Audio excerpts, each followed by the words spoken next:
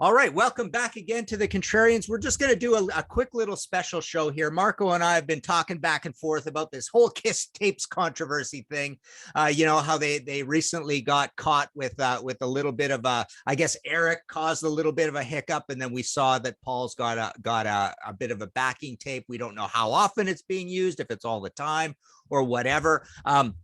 But yeah, so and they've gotten a lot of stick for this because Gene has been so adamant about Kiss not using backing tape. So bottom line, the band's done a few things like this before, in various ways that this is done across the industry. Ozzy's done it certain ways, and Whitesnake's done it certain ways, and I've even seen the main way that Whitesnake has been augmenting their performance to make up for our favorite vocal heroes getting older and losing their range and stuff is they've added other players to sing along, and Ozzy's had backup singing and all that kind of stuff, but there is the tapes way of doing it as well.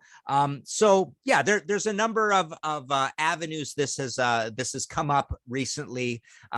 We've seen situations where you kind of wish there would have been backing tapes, like the whole Bon Jovi situation. But I just wanted to mention, we're going to be calling this a Contrarians Present, something like a Contrarians view on the Kiss tapes controversy. But I wanted to mention this and just bring up a very contrarian sort of way to look at this. And it's almost more like I want to look at it as something very contrarian that nobody's doing, and it's a little bit like, well, why don't you do this instead, sort of thing. So that's the way I kind of wanted to approach this. But Marco, being a great Kiss expert and a Kiss scholar, I definitely wanted to get his view on this whole situation. So yeah, this is just a little sort of back and forth about this whole controversy that everybody's talking about. The last thing I want to mention, actually, before I turn it over to Marco, the other thing we've seen is the pretty funny back and forth where Ace has brought this up, and he's called them into question on it. But already there have been complaints about the Ace side of it, and the way he's doing it is he's got extra guitarists and singers helping him out, right? So it's all there for you to see, but you're actually seeing that he's like showing you in plain sight that he's not going to be doing as much heavy lifting as he might have before, and that goes for playing the guitar, and it goes for singing, kind of thing, right? So there's different ways bands have approached this idea of not being able to perform well live with those aging vocal cords. And what I wanted to talk about is a totally different way of approaching this thing. But definitely, that's enough for me yapping for the moment. I want to turn it over to Marco. Marco, what do you think of this whole thing? Well, I'm a longtime Kiss fan, and this type of thing is this controversy has surrounded kind of Kiss before, especially with the Kiss Alive albums. And I mean, and that was a big controversy when people found out and when they admitted to there being pieces of the Alive album that were done in the studio. And especially with Kiss Alive 3, which apparently the only thing that was live on Kiss Alive 3 was the drum track. I kind of, in that sense, you wish you want to hear them live, because I've heard soundboard recordings. Yeah, there's some mistakes here and there, but that's part of the live experience. And the soundboard recordings sound fine, and they're not edited at all. But I can get their point of view when they put something out and they're trying to say, like, we want to give the audience member, whoever's buying this album, the best experience, that they're going to walk away with what they remember being a Kiss show and not actually what being a Kiss show is. The difference with going to see them live, though, is you're actually at a Kiss show and they're doing it in the Kiss show. So they're not even giving you what they're advertising. In my point of view, and maybe it's a very simplistic point of view, it's like, if you're going to see a band live, you kind of want to, in my opinion, I kind of want to see them perform live. I don't want those backing re-recorded tracks. And when you see video clips of it, it's very Spinal Tap. Like when you see the backing tracks go off and they're not even close to the mic, it's kind of becomes a little silly and embarrassing. And that's the type of thing, pop acts, Ashley Simpson got in trouble for this. Milli Vanilli did, but that was a completely they weren't even singing. That was a totally different thing. But with this, it's kind of like, I don't know. I don't want to, they obviously, they sold out a long time ago when they put out Kiss Dolls and this and that, right? But like, this is just another level to me. To me, it's almost like false advertising. At the same time, I guess, like, I get it. They're on their farewell tour because they can't play anymore. And they've kind of hinted at that in interviews, like, we can't keep doing this forever type of thing. So I guess this is your last chance to see them. And they're trying to, I guess, make it as easy on them as possible. But when you see those clips, it is a little embarrassing. You know, the thing that you brought up, the other thing that kills me, that I don't like, and I would actually prefer it if a band has backing members that can sing, the guitarists, rhythm guitarists, and bass players, and all that they can sing, because at least you're watching a live experience. But the other thing that kills me is when the lead vocalist, David Coverdale, will turn the mic over to the audience. Like, he'll sing the first line and then turn the mic over, and then the audience is doing all the work, right? That kind of, like, I've never liked that either. Yeah. But yeah, I'm not a big fan of it. I love the pure live experience. I like soundboard recordings. I like hearing a band live. When I go to see a live performance, I would prefer it to be as live as possible. And it's just, it kind of comes across as like, maybe they should have hung it up before this. Maybe they shouldn't have gone out at all. Like, I don't know. They've been doing this end of the road tour now for a few years, and I get with the lockdowns and all of that stuff that impacted it, but it's kind of embarrassing to me. But I am a huge Kiss fan. Yeah. Yeah, it's interesting. I mean, we've even seen David Coverdale hint at, oh, Whitesnake's a collective. It's a frame of mind. I mean, one day you could almost imagine, and he might even be telegraphing this, that one day David Coverdale won't even be in Whitesnake, and he won't be singing these songs. Someone, these other people who are now new to the band might be singing songs. And Bruce Dickinson has come out lately and said, when it's time, I'd like to be able to pick the new lead singer for Iron Maiden to replace me when I can't do it anymore, right? So, but here's my view on it, and this is a very contrarian view, and stay with me here. But I've been thinking about this and thinking, all of these people who we thought were artists think of themselves more as performers, right? They actually, the art that they do, I've always felt this, the art that they do is the making of the records. But they spend most of their lives performing and most of their time and effort performing. And they, even when I interview them, you get that idea that really their whole job, they think 90% of their job is playing live, right? So I almost, when all these old bands keep going out and doing this, like let's put a little asterisk on this. I'm talking about the ones that don't need the money anymore, or are definitely well off enough that maybe it's more important to think about your legacy rather than making more money, kind of thing, right? So I've often thought that, okay, well, it's a bit of a revelation, but most of these people actually don't think of themselves as artists. They think of themselves as performers of live music, performers of theater, actors, all of that, rather than creators of art, right? Which is the records, right?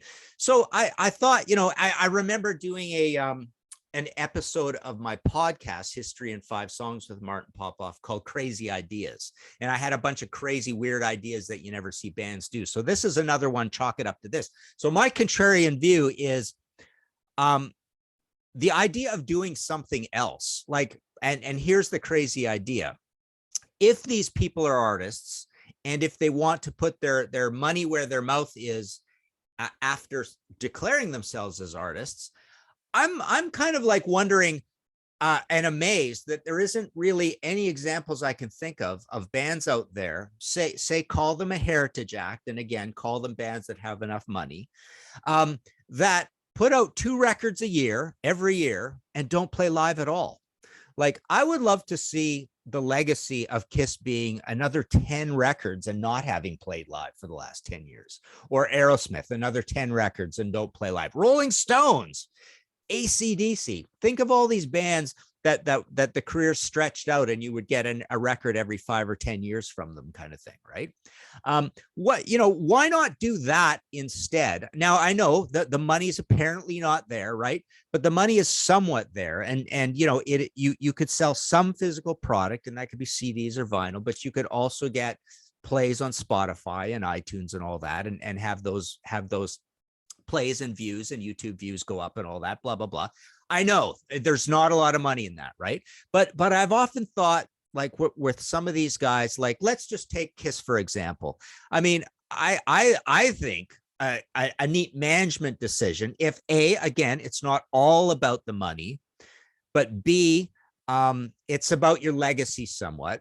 But imagine if Kiss would just make a lot of records and a Paul or a Gene or a Tommy or an Eric would go out on spoken word tours where they would go out and for 60 or 75 bucks in a theater with 1,000 people, it would just be them speaking. It would be Q&A. You could screen the questions a little bit just so they're not rambling questions or way off topic, but say, hey, hard questions are allowed, but get your question out immediately. Just a straight Q&A thing. I would rather pay to go to something like that. I mean, maybe I'm alone on that, but I really think the idea with some of these icons of it all being about we're going to be entertained by music is overrated. I think a lot of people would like that. And in conjunction, imagine if there was like a much cheaper, lower level of meet and greet where you can get a few things signed and you can get a picture and you can ask a question and say it was like really cheap, like 75 or 100 bucks. And they capped it at a certain amount every time you went through. It was like 30 or 50 people or whatever. And you just went off and did that. And you had all this product as merch. You could even say, I'll sign items, but they got to be bought from the merch booth, or bring 2 personal items, no pick guards, none of that kind of stuff, right? I just hate that whole thing. That just drives me crazy, right? Watching these rock stars having to sign pick guards all the time when they're not even guitarists, right? It's really insulting. Or actors, even, for God's sake. You see actors have a pile of pick guards thrust in their face, right? But so that's my idea. It's a weird idea, but it's like, if you guys are artists, why don't you just stop this nonsense of having to go out and play live, ruin your legacy, all that effort, all that travel, all that risk, and just make records and make your legacy. Because I don't see any reason why I don't buy this idea that, oh, you can't think of anything to write anymore or whatever. Like, these guys are getting older. They're even smarter and have more experience. It's like, go out there, write about your lives now. It's fascinating, where Paul Stanley and Gene Simmons are in their 60s, right? The things they've seen, right? Go out and make records, and we all know a certain amount of fakery is done on records. I mean, all of these hurting singers can sing like birds on records, and we'll all love it. And we all know that there's, it's always been a little played with and computerized, and even back to the old days where, you do 20 takes and you pick the best one or whatever, or comp solos together, right? Who cares? So that's my contrarian view. It's like, I'd rather see the Rolling Stones have 15 more records out rather than 15 more tours, and just go on spoken word tours and stuff. Go meet your fans. Go chat. They would love that. You could charge for that. The production values are lower. You could still make quite a bit of money. So it's just a whole different way of looking at this whole product thing. And yeah, I just want these guys to. I would love to see these guys not go about ruining their legacy and doing this and basically having everybody complain about it. So that's my contrarian view on this whole Kiss controversy. I don't know. Anything to add, Marco? No, not really. I think you covered it. I mean, again, my opinion, I think you bring up some really interesting points, and I would definitely be interested in some of the things that you had mentioned, for sure. Yeah, if you can't play, if you're not going to be able to give the audience the experience that they're paying for, then maybe you shouldn't be taking their money out of their pocket, I guess. Yeah. I don't know, but I mean, I think they would love to ask you a question. I think they'd love to get a picture with you. I think they'd love to get a few things signed, right?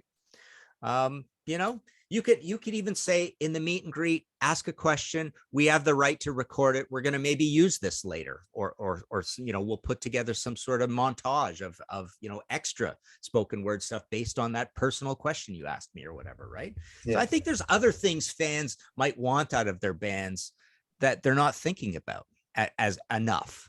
And that's, get away from this playing live thing. Yeah. And I mean, like, they put so much money into their stage show production. If you go now, it's the biggest it's ever been. But when you look at the fact that, like, they can't sing the way they used to sing, all of that stage production just becomes a distraction.